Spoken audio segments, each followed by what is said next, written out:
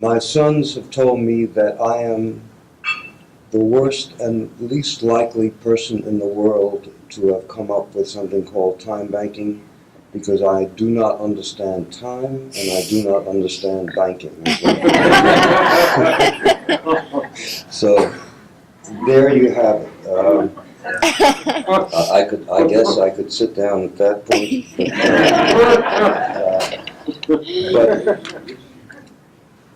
But sometime back in 2002, about 12 years ago, Susan Densler of NPR, National Public Radio, was retained by the Robert Wood Johnson Foundation to investigate whether time banking was, quote, a concept whose time was coming, or merely a fringe idea.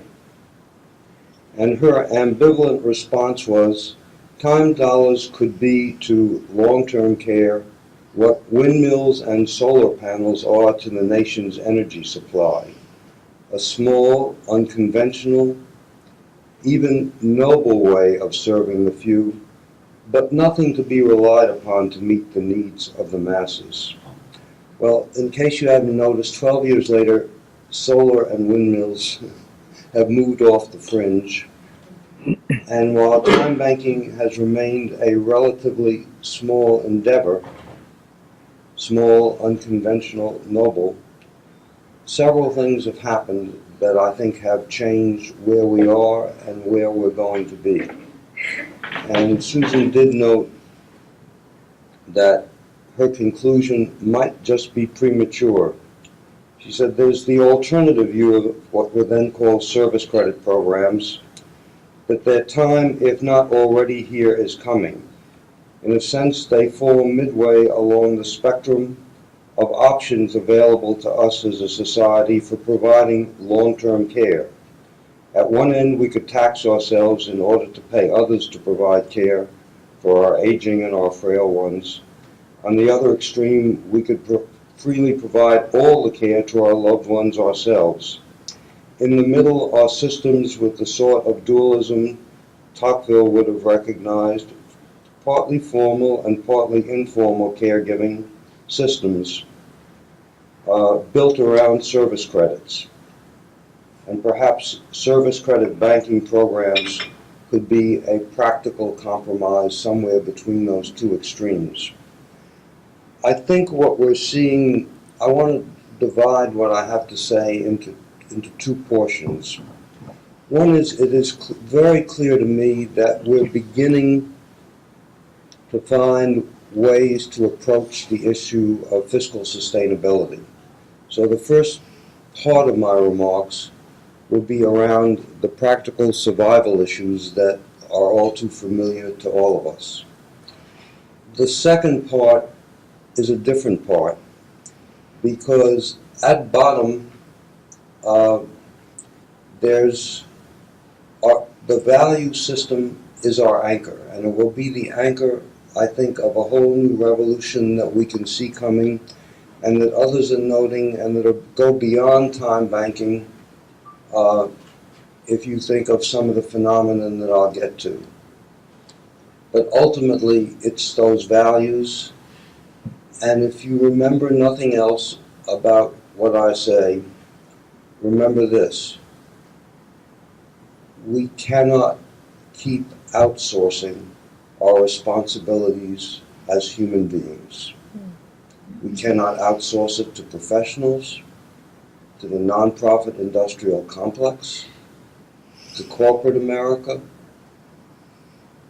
We just can't outsource those ultimate responsibilities, and that's what we stand for, and that's what we're about, and that's not going to go away. Now, that said, there are a lot of people in this room. Probably every single person in this room is a hero and a pioneer. I don't know of anybody here whom I've met who isn't backed by or isn't speaking on behalf of 10 or a dozen people, and those dozen people for hundreds of people and perhaps for thousands of people. We heard last night from Martin saying that there were 2,000 time banks had sprung up in Spain. I congratulated Sarah Bird on a brilliant scenario for in 2008 that we all collectively constructed to make clear to everybody how frail the fiscal system was that we were living with. And I think that we're all learning that each of us has a role that speaks not just to small deeds, not just to individual deeds, but how those individual deeds speak to what it's going to take to rebirth and revitalize the core economy. I do want to mention some people there are so many people here, but I want to honor the job and the role that Martin played, first in launching all of Time Banking UK and now in partnering with John McKnight's ABCD in London. I want to acknowledge what Stephanie has done in going all around the country and in being a one-person tour guide, really awakening the world, and then most recently bringing into existence a new kind of commons where we share our knowledge.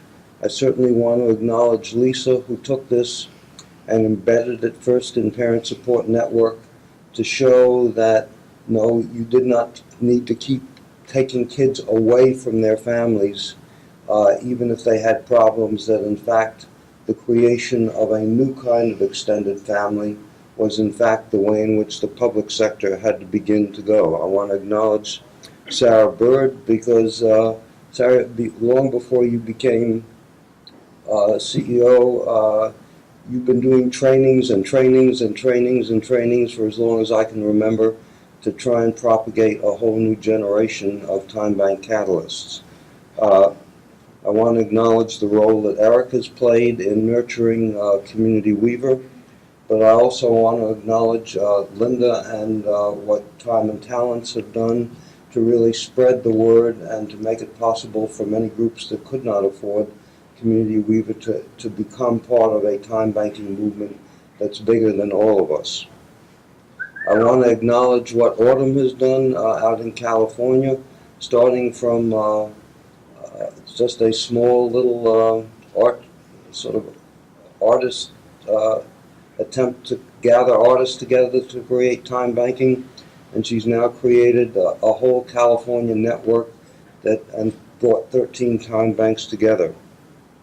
I want to acknowledge what Marie Nelson and others have done with the transition movement, because if we're not part of asking where is this world going, and if we're not part of seeing that we are just a medium of exchange, but in a world that has to deal with a whole host of problems, we wouldn't have understood, or we wouldn't even have known about the transition movement.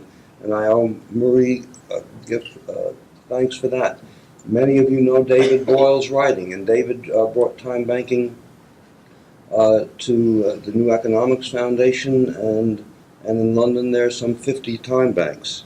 I want to acknowledge what Christine has done in Long Beach, because they produced a brilliant video that you can see if you go to the Time Bank's website, because it really spells out not only the dynamics of time banking, but the core values, and celebrates those core values.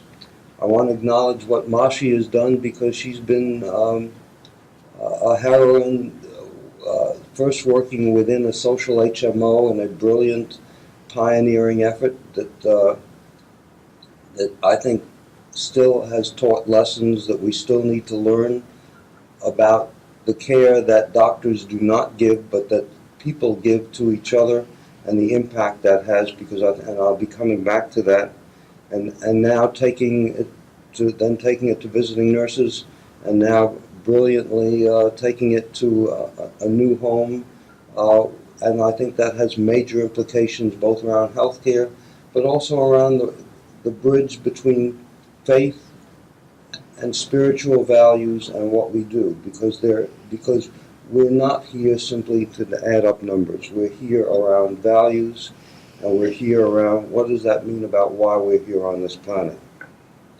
Finally, of course, I want to acknowledge Becky and Becky Booth. She blew us all away, I think, yesterday. sharing what she had done in carrying time banking into the public sector and acting as a catalyst in what the public sector did. I want to acknowledge what Barbara Houston and Marion have done in terms of dealing and pioneering in elder care and in creating partners in care. I want to acknowledge, most of you have heard what Morris Fountain has been doing for about 10 years. He's been struggling in Houston to try and get them to finally buy into it, and it sounds like he's finally got there. But if it isn't clear that tenacity is the secret ingredient to everything we do, it ought to be clear to us if we talk to Morris. And obviously, I certainly want to acknowledge Chris, my partner and wife, who's, when I said, come east and live on the 3rd floor and see what I do, because I believe in informed consent. I still don't think she understood that she was, and my sister tried to tell her, well, Edgar's a monogamist, but he's married to time banking. So she had to come into that partnership. I think she thought she had her eyes wide open. I think she now knows she didn't. But I certainly want to acknowledge my debt to her. That said, let's talk a bit about what we're learning about financial sustainability. One of the things that Kathy Perlow, who's been doing such a brilliant job at Lehigh Valley Network, just showed me the other day was a feasibility study done in Hawaii on the role of time banking in dealing with elder care and fragile, and the role of informal care. Yesterday I met some person here from Nancy from Arizona, who's part of St. Luke's Health Institute, which is a formal part of the healthcare system. If we don't understand that 10,000 baby boomers are hitting 65 each and every day for the next 17 years, and that while I've yet to meet a baby boomer who acknowledged he or she was aging, they do admit to having elder parents, and sometimes partners who need some help. And so we know that crescendo is coming. We also know the statistics that 1 out of every 3 persons over 65 is likely to have a fall in any given year. If they have to go into hospital, that represents thousands of dollars of care. We know from the super utilizers that there are people who use the healthcare system as it now exists as their primary care doctor, and so the ambulance takes them for very minor things, and they go back and forth, and we know that roughly 20% of the patients run up about 80% of the costs, and that what Kathy is doing and Abby Letcher in Pennsylvania is showing how time banking can enhance the quality of care, but radically reduce costs of the formal system. I know, and you should be aware, that the Congressional Budget Office estimates that roughly 55% of the care that keeps people out of nursing homes is informal care. There is not a single state plan on aging that that puts a nickel into propping up that system and investing in that system. So one of the things that I am doing is putting pressure on senators, and I want you to put pressure on your state office on aging to say, what the hell happened to informal care and why are you ignoring it? The state of Virginia does acknowledge its existence, doesn't give it a nickel, but they have a budget of $500 million. They estimate that the value of informal care in Virginia alone is $10 billion. It's a little multiple of 500 million, okay? And so what we are doing is we're looking at a vast sea of activity, of effort that desperately needs reinforcement. And sooner or later, we're going to, if we work together, wake up the State Office on Aging, which gets millions of dollars each year and pays it to lead agencies to deliver services professionally or by licensed providers. And nobody is really putting any money, and St. Luke's may be the only exception, is putting money into revitalizing and strengthening informal care. But families are not what they used to be. In the neighborhoods that we work in, it's often single heads of households. Nobody knows whom to trust. Nobody knows what anybody else can do. And it feels safer to stay inside alone.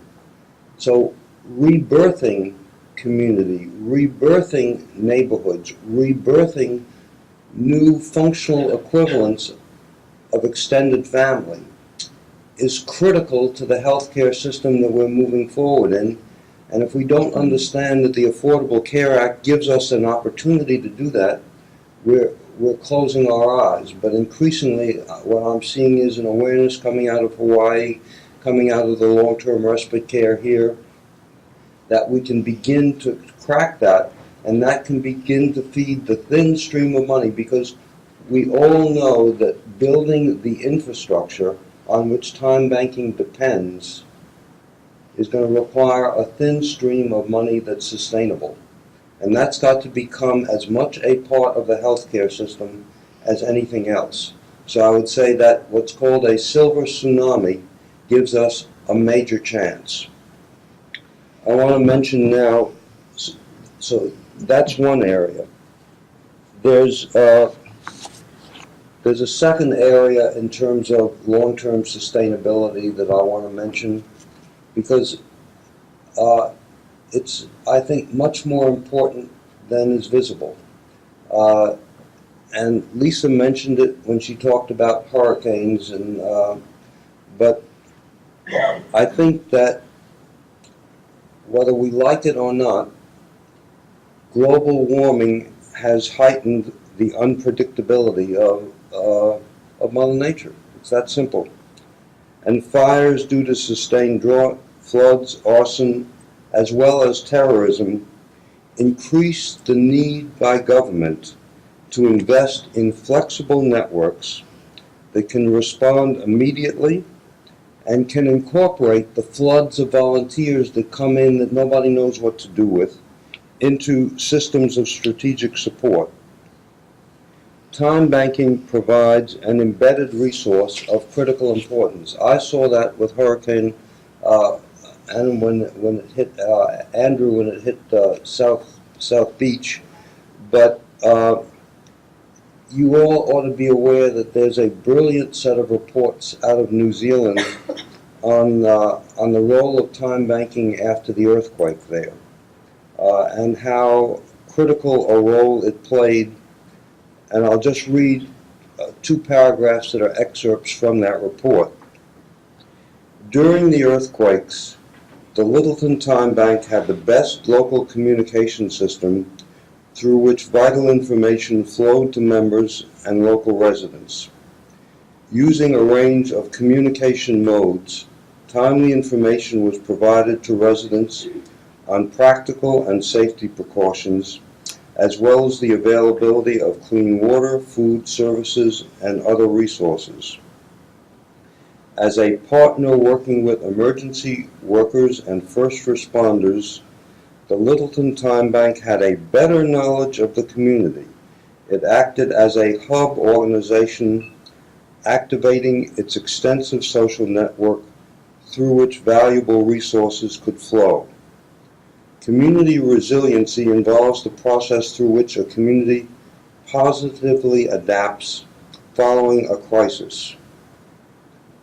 Research shows that community resiliency improves when communities can quickly mobilize a range of resources.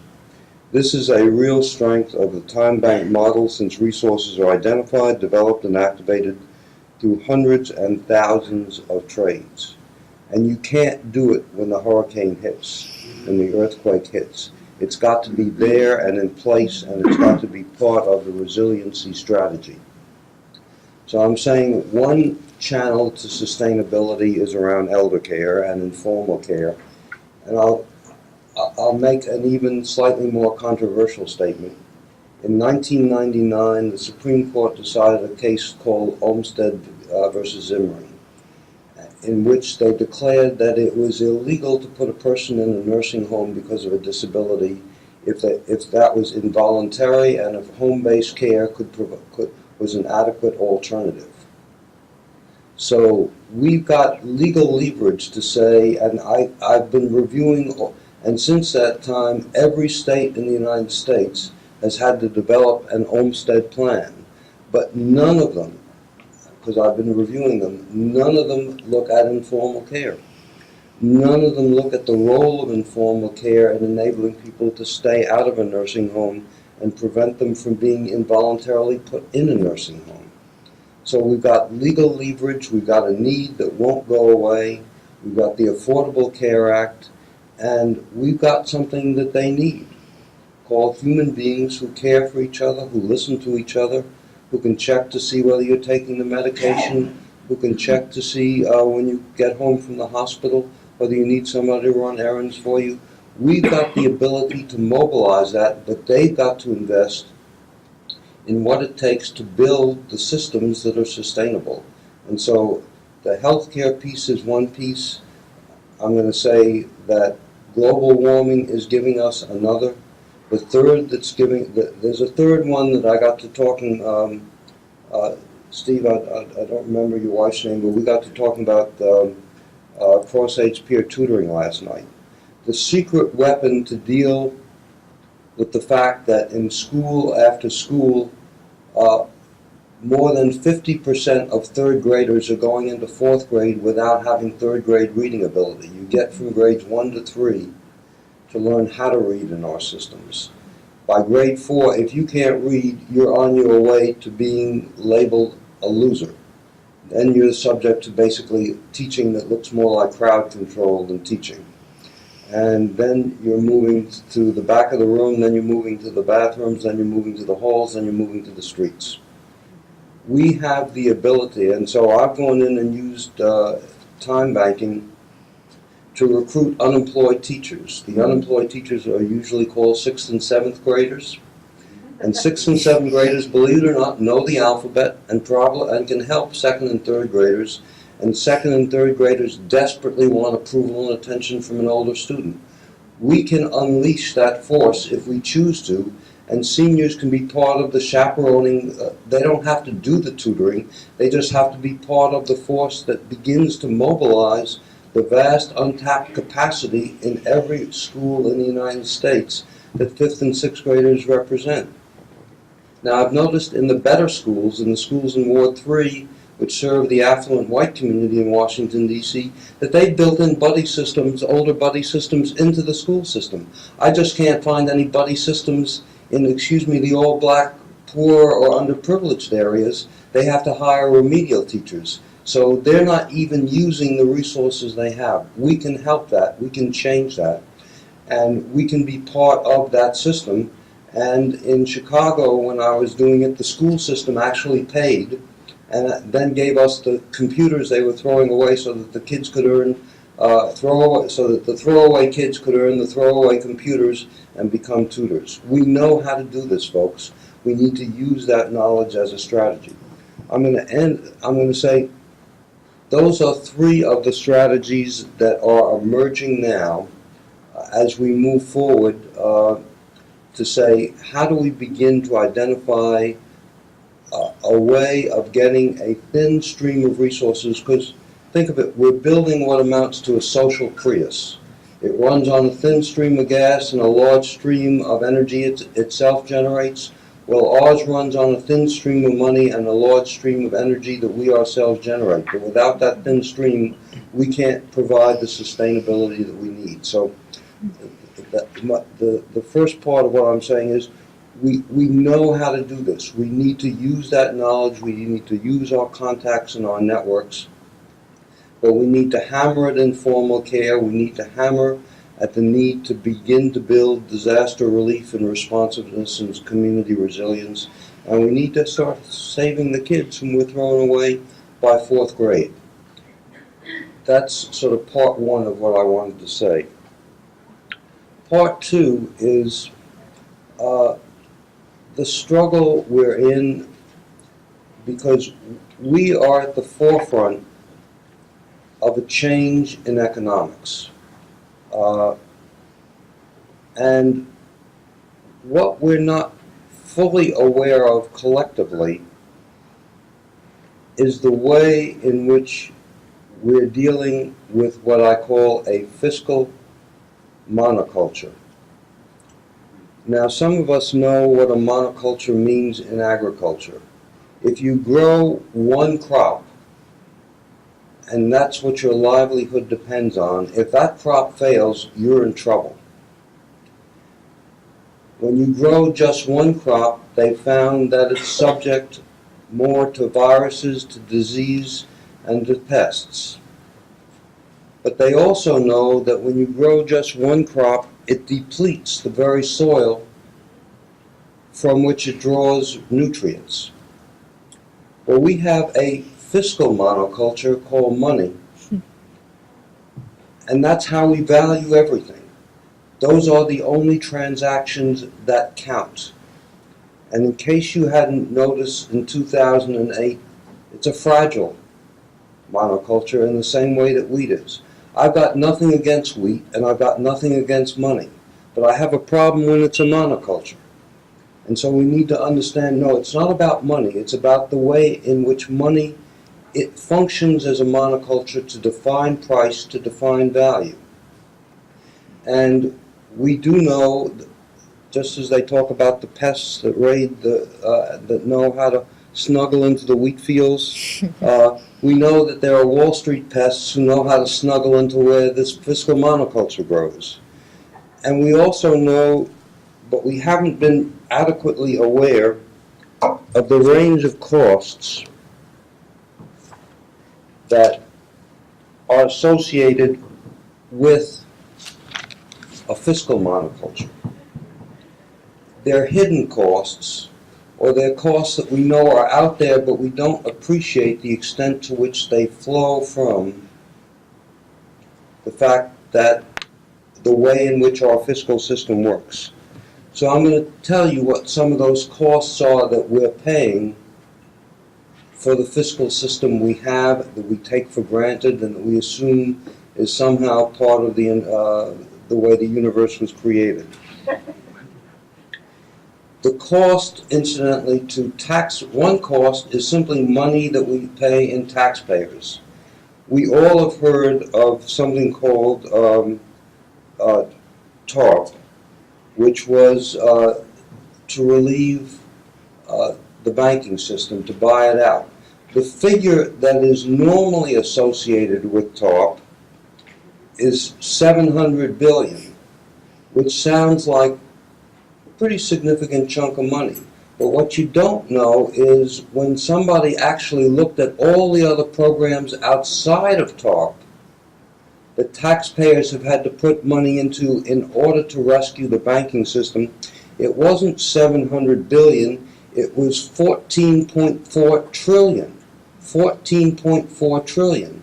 Well, just to give you a sense of the magnitude of that, the whole GDP of the United States is 16 trillion.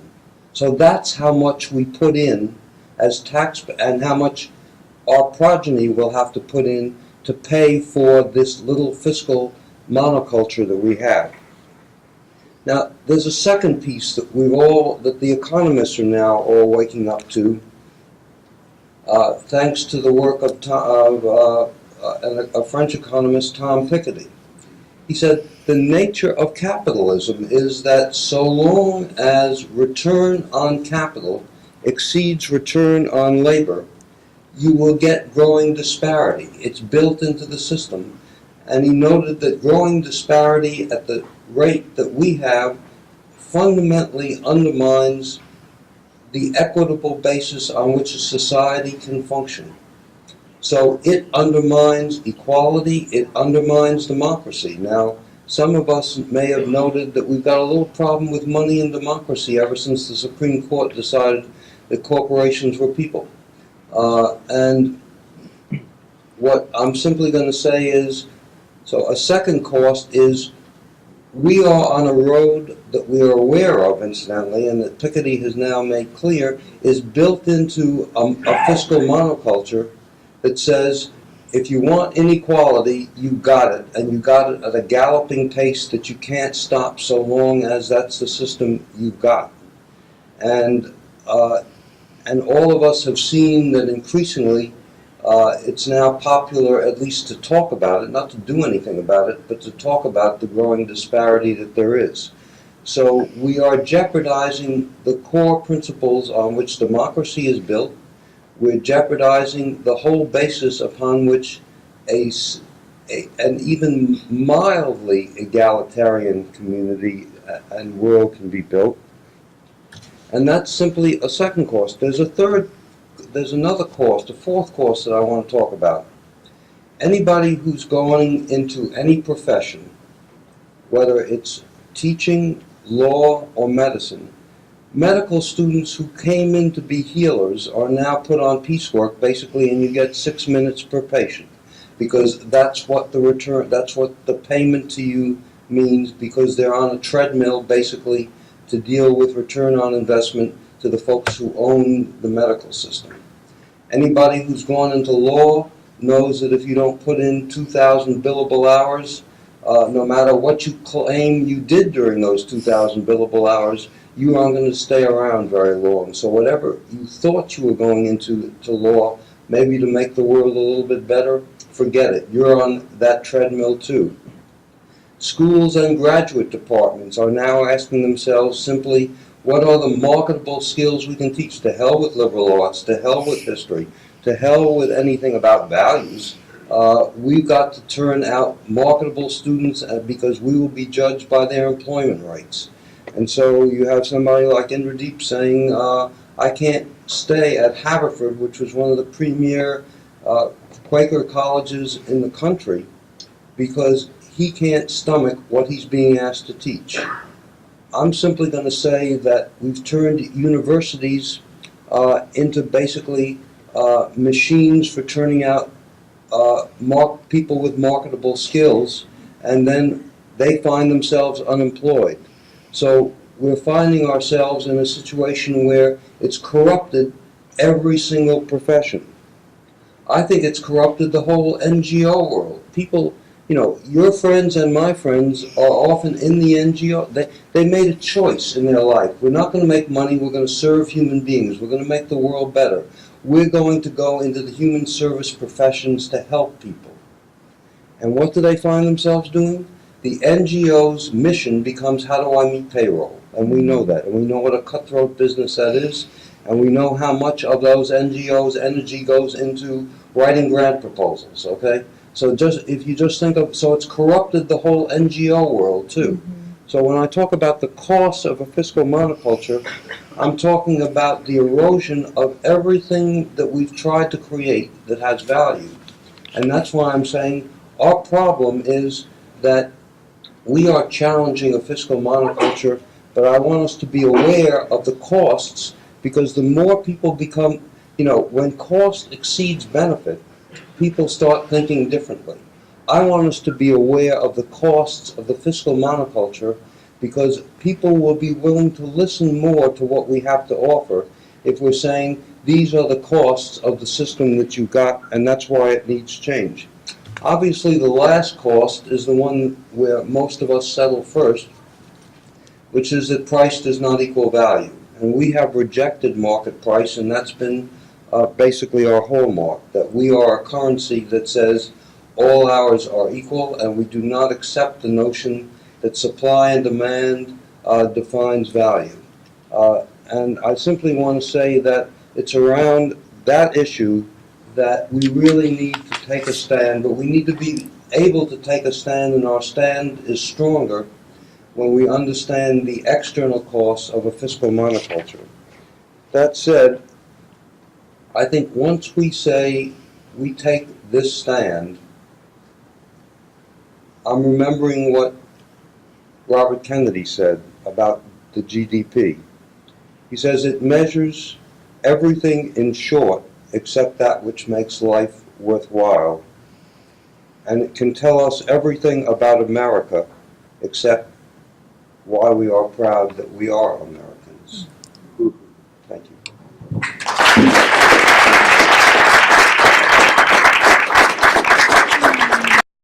It would really help us out if you subscribe, share, and comment. Thank you.